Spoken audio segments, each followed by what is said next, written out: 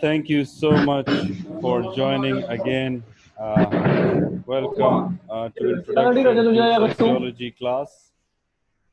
मैंने आपके माइक्स जो हैं वो बंद कर दिए हैं ताकि डिस्टर्बेंस ना हो।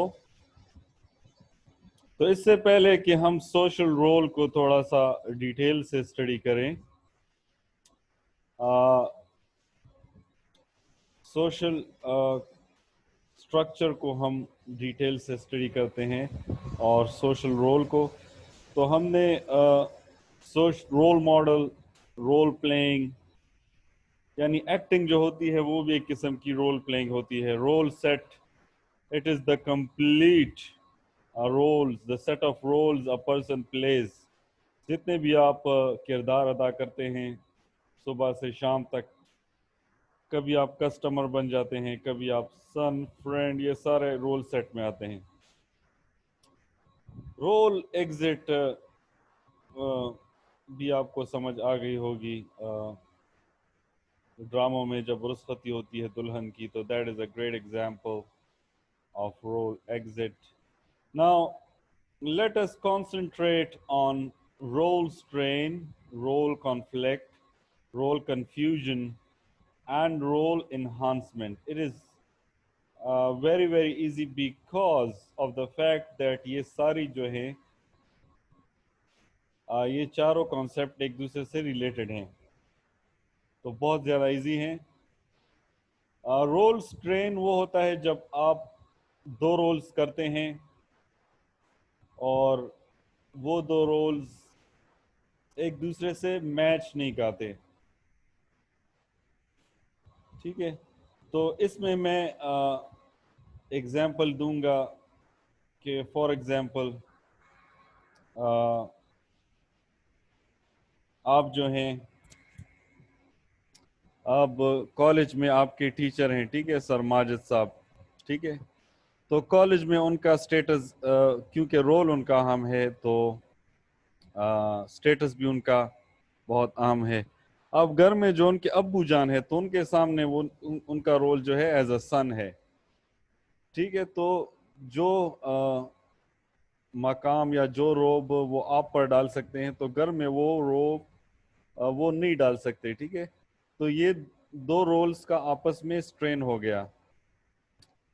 या एक फादर की मिसाल ले लेते हैं। एक फादर है, बहुत ज़्यादा बिजी है बिजनेस में, और एक उसका रोल है कि घर में वो उसके बच्चे हैं, ठीक है। तो बच्चों को टाइम दे या बिजनेस को टाइम दे, तो इसको कहते हैं, ये जो टेंशन हो जाती है इसको हम कहते हैं रोल स्ट्रेन। अब रोल कॉन्फ्लिक्ट ये होता है कि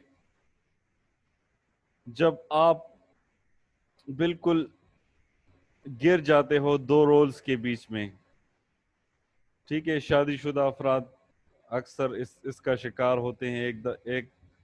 एक तरफ उनकी अम्मी होती है, दूसरी तरफ उनकी बीवी होती है।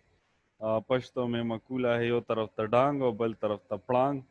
तो फिर उनको समझ नहीं आती कि मैं जो हूँ अपनी अम्मी को खुश करूँ या बीवी को खुश करूँ। लेकिन होशियार बंदा वही होता है जो अम्मी के सामने बीवी को गुस्सा करे और फिर घर में कमरे में जो है उसको फिर मनाए, घर के काम वगैरह करे, उसके लिए कुछ गिफ्ट्स वगैरह लाए, ठीक है। तो ये होशियार बंदा होता है। Anyways, let's come to role confusion. So a role confusion when an awkward situation occurs. Example मैंने दिया, former student arresting his teacher as a policeman, ठीक है। खुदा ना करे इस तरह कोई वाकया हो, ठीक है। तो ये जो है awkward situation हो गई। या आपने वीडियो, एक वीडियो वायरल हुई है YouTube पर, अभी तो उसके काफ़ी दिन हो गए हैं, कि फॉर्मर क्लास फेलो जो होती है वो जज होती है, और उसका एक स्कूल में एक बहुत काबिल जो उसका क्लास फेलो होता है वो मुजरिम होता है, ठीक है। तो जब वो उसका केस सुन रही होती है तो वो उसे पहचान लेती है।